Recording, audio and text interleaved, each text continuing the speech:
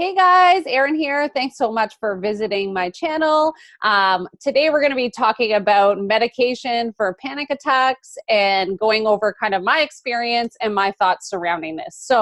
If you're new to my channel and you enjoy my content, I'd love for you to hit like or subscribe so I can help other people who are in similar situations or need access to this information.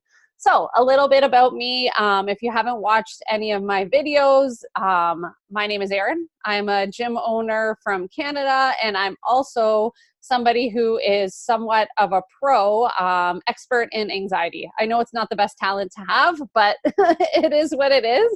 And this is my way of kind of giving back and distributing the information and things that I learned so that I can hopefully help other people feel more positive about their journey and also take control of their anxiety instead of allowing it to control their life. So taking medication for panic attacks, there are pros and cons attached to this. I said in another video that when I first started having really severe anxiety, I was in college, my second year of college, and I didn't know what the hell hit me. Like literally, it felt like I was hit by like some type of freaking dump truck that changed my whole world. I was climbing from like beneath the ground or even deeper out. Legit, it was that bad.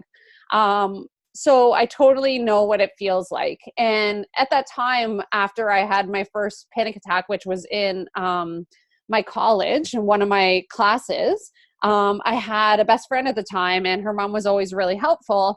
And I guess to her, you know, anxiety was something that she was knowledgeable about, but me, it just wasn't even in my stratosphere. I didn't know what was happening or even how to describe it. And she had said to me, she was like, "Oh, honey, you know, maybe you should just take some medication for a little bit." And as I said, I wasn't a gym owner back then, but I had always really been into health and fitness and, you know, natural remedies. I just resisted it. I felt that taking medication was going to be a cop-out, and I would do everything in my power to try and go the natural route and see if I could get through. So there was probably a period of maybe 4 years, no, 4 or 5 years where I was taking only natural remedies. So I had done another video on it, but I was reading all the books that I could. I was taking lavender essential oils, different homeopathic remedies, all that kind of stuff. And it definitely helped at the time, but it wasn't until many years later when I started a new job that I felt very uncomfortable at, and it wasn't what I wanted to be doing with my life. So that's one thing. And I read a Dr. Phil book, which fucked my mind up. Thanks, Dr. Phil. But basically, it was about living your best life. And for me, that's always been a really important element to being who I am and participating in the world. So that basically triggered me like freaking the F out at my desk every single day and having cyclical panic attacks every minute of the day. Like, I mean, I couldn't even sleep. I couldn't get control. I couldn't be calm on the weekends. I was worried about going back to work. I couldn't interact and be happy with my partner. You know, he'd want to go to movies, all this stuff, and I just couldn't do life. So I had gotten really, really bad depression. And at that time, I just decided for me, that was the right moment to see if medication could be something that could help me. So the first time I took it, I took Zoloft, which is a really older medication. I always ask for the lowest dose because I believe if you can get some relief off the lowest dose, it kind of makes the most sense to me.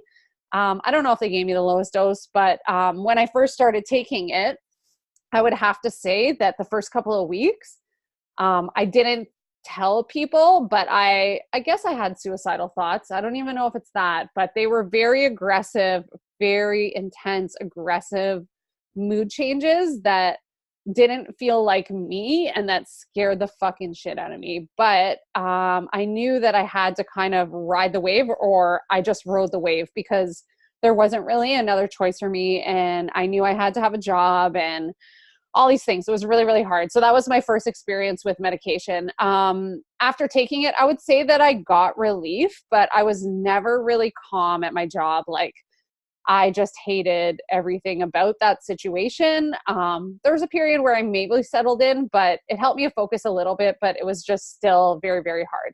So that was my first experience with medication. After that, I've taken it a couple of more times because I would go on it, do really well, and then get off it. And at that time, I didn't have enough self-knowledge of inner dialogue or self-care, being able to put myself first, that I didn't have any coping mechanisms with stress. So I would get off the medication, stress would build, emotions would build, things would build. And then I would have panic attacks, massive panic attacks, which would lead to depression. And it just went into that cycle again. So basically what I'm saying is that if you're thinking about taking medication, don't feel ashamed about it. There's so many ailments out there, diabetes, heart problems, cholesterol issues, sore throats, things that we don't even question if we walk into the doctor and they give us medication for.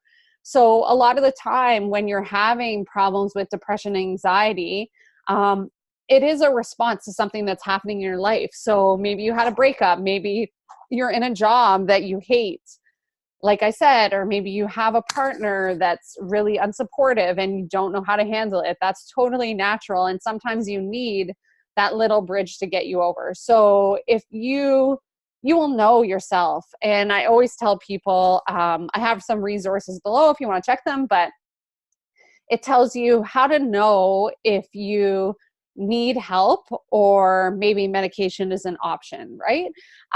If your quality of life is really, really suffering and you're not making any progress, or you basically are not functioning and it's not getting better for you, then that doesn't mean it's time to give up. It means it's time to try different solutions. So that's my feedback on medication. Some side effects that I've had when I'm on it, this may be TMI, too much information, but on some of them, Zoloft for sure, it totally killed my sex drive. So if that's an issue for you, that may be a possibility. I'm not saying you shouldn't take it because, sex is enjoyable, but being not depressed is a priority. So sometimes you need to pick these things. It didn't cause weight gain with me. So some people say that, but there's a whole lot of things that go along with weight gain. I can tell you that as a trainer. So, sometimes people will say they took medication and then they gained a bunch of weight, but in my experience, it is possible. But a lot of the time, depression can go hand in hand with mindless emotional eating. So that is actually the culprit versus the medication that's making it happen. So there are little different side effects and different types of medications for anxiety. So Zoloft, the one that I mentioned, is kind of like a progressive one that builds up in your system. You take it every day. For me, it helps me focus. It quiets the distractions that are around me. So it's good for me. I've taken Celexa, I've taken Wellbutrin, and Lexapro, and those have all worked for me. But what was I saying? Yeah, it's not like taking something like Ativan or Valium or something. It's not an everyday calming, gets you kind of stoned thing. So, if you need those to fly, to calm yourself down, that's fine, but they can be highly addictive. So I would suggest not taking those every day unless you're in an emergency situation and you need to for a little bit to get yourself through. So I hope that helped. This is my video on medication for anxiety. If you have any questions or comments, leave them below. I'd love to talk to you and support you. I know how hard all these decisions are, and that's why I'm making these videos, because, anxiety is something that I think will always be like a little parrot on my back that's like, what if you freak the fuck out? Still, you can lose your mind. It can happen today. Who cares if you're happy? It legit does that.